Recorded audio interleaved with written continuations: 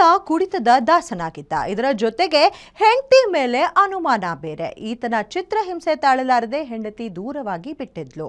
ಆದ್ರೆ ಮೊನ್ನೆ ಎಣ್ಣೆ ಏಟ್ನಲ್ಲಿ ಹೆಂಡತಿ ವಾಸವಿದ್ದ ಮನೆ ಬಳಿ ಬಂದಿದ್ದ ಈ ಕಿರಾತಕ ಮಾಡಬಾರ್ದನ್ನ ಮಾಡಿ ಈಗ ಜೈಲು ಸೇರಿರುವ ಪರಿಸ್ಥಿತಿಯನ್ನ ತಂದುಕೊಂಡಿದ್ದಾನೆ.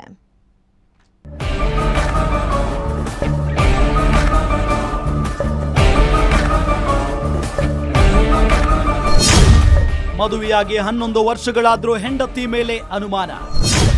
ಕೊಲೆ ಮಾಡ್ತೀನಿ ಅಂತ ಬೆದರಿಸ್ತಿದ್ದ, ಕೊನೆಗೆ ಚಾಕು ಇರಿದೇ ಬಿಟ್ಟ. ಸಂಸಾರ ಅಂತಂದ್ರೆ ಅಲ್ಲಿ ನಂಬಿಕೆ, ಪ್ರೀತಿ, ವಿಶ್ವಾಸ ಇರಲೇಬೇಕು. ಇಲ್ಲದೆ ಇದ್ರೆ ಆ ಸಂಸಾರವೇ ಮೂರಾಬಟ್ಟೆಯಾಗುತ್ತೆ. ಇಲ್ಲಿ ಆಗಿರೋದು ಅದೇ. ಈ ಫೋಟೋದಲ್ಲಿರುವ ವ್ಯಕ್ತಿಯ ಹೆಸರು ಪ್ರಸನ್ನ ಅಲಿಯಾಸ್ ಚಂದು, ಬೆಂಗಳೂರಿನ ಬ್ಯಾಡರಹಳ್ಳಿ ನಿವಾಸಿ. ಈಕೆ ಆತನ ಪತ್ನಿ ದೇವಿಕಾ. ಇವರಿಬ್ಬರಿಗೂ ಮದುವೆಯಾಗಿ 11 ವರ್ಷವಾಗಿತ್ತು. ಇದಕ್ಕೆ ಸಾಕ್ಷಿ ಎಂಬಂತೆ ಮಕ್ಕಳು ಸಹ ಇದ್ರು. ಆದ್ರೆ ಈ ಚಂದುಗೆ ಹೆಂಡತಿ ಮೇಲೆ ಎಲ್ಲಿಲ್ಲದ ಅನುಮಾನ, ಜೊತೆಗೆ ಎಣ್ಣೆ ಹೊಡೆಯೋ ಚಟ ಬೇರೆ.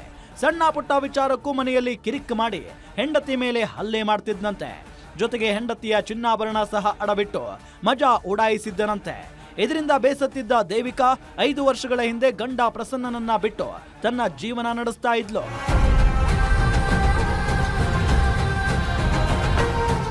ಇನ್ನು ದೇವಿಕಾ ಮಕ್ಕಳನ್ನ ತನ್ನ ತವರು ಮನೆಯಲ್ಲಿ ಬಿಟ್ಟು ಖಾಸಗಿ ಆಸ್ಪತ್ರೆಯಲ್ಲಿ ನರ್ಸ್ ಆಗಿ ಕೆಲಸ ಮಾಡ್ತಿದ್ಲು.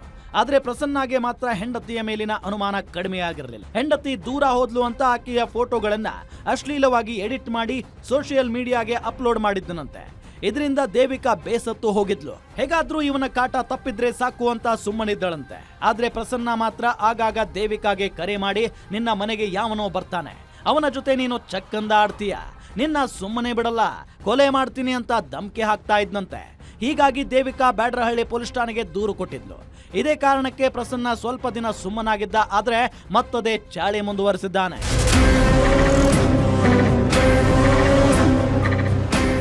ಕಳೆದ 17ನೇ ತಾರೀಕಿನಂದು ಪ್ರಸನ್ನ ದೇವಿಕಾಗೆ ಕರೆ ಮಾಡಿ ಹಣ ಕೊಡುವಂತ ಕಿರಿಕ್ ಮಾಡಿದ್ದ. ಆದ್ರೆ ದೇವಿಕಾ ನನ್ನ ಬಳಿ ಹಣ ಇಲ್ಲ ಅಂತ ಕಾಲ್ ಕಟ್ ಮಾಡಿದ್ಲು. ಇದರಿಂದ ರೊಚ್ಚಿಗೆದ್ದಿದ್ದ ಪ್ರಸನ್ನ 18ನೇ ತಾರೀಕು ಮಧ್ಯಾಹ್ನ ದೇವಿಕಾಳ ಮನೆ ಹತ್ತಿರ ಬಂದು ಕುಳಿತಿದ್ದ.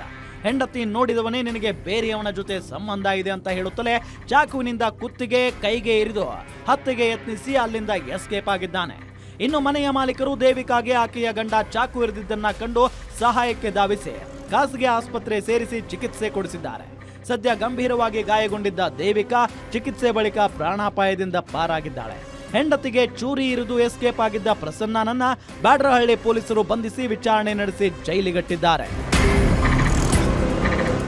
ಅದೇನೇ ಇರಲಿ, ಮದುವೆಯಾದ ಮೇಲೆ ಈ ಪ್ರಸನ್ನ ತನ್ನ ಹೆಂಡತಿ ಮಕ್ಕಳನ್ನ ಚೆನ್ನಾಗಿ ನೋಡಿಕೊಳ್ಳಬೇಕಿತ್ತು. ಆದ್ರೆ ಕುಡಿತದ ಚಟಕ್ಕೆ ಬಿದ್ದು ಸಂಸಾರದ ಜೊತೆ ಜೀವನ ಹಾಳು ಮಾಡಿಕೊಂಡಿದ್ದು ದುರಂತಾನೇ ಸರಿ.